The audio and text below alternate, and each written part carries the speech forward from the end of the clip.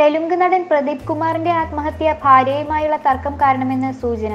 മരിക്കുന്നതിന് ഏതാനും മണിക്കൂറുകൾക്ക് മുൻപ് ഭാര്യയുമായി പ്രദീപ് വഴക്കിട്ടിരുന്നു എന്ന് പോലീസ് പറയുന്നു. 2017 മെയ് 3-നാണ് പ്രദീപ് കുമാറിനെ ഹൈദരാബാദ് അളകാപുരി കോളനിയിലെ വീട്ടിൽ തൂങ്ങി മരിച്ച നിലയിൽ കണ്ടെത്തുന്നത്.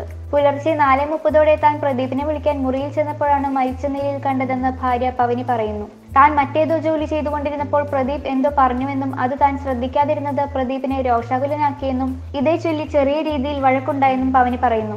ആ സമയത്ത് പ്രദീപ് മദ്യപിച്ചിട്ടുണ്ടായിരുന്നു. അതുകൊണ്ട് മനസ്സ് ശരിയാകട്ടെ എന്ന് കരുതി താൻ മറ്റൊരു മുറിയിൽ കയറിയെന്നും പവനി പറഞ്ഞു.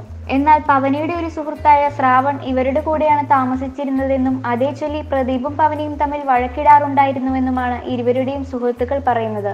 1 വർഷം മുൻപായിരുന്നു പ്രദീപും പവനിയും തമ്മിലുള്ള വിവാഹം.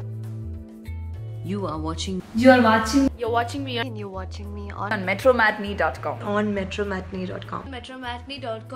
metromatney.com. Subscribe for more videos. Subscribe for more videos. Subscribe here for more videos. Subscribe now. Thank you.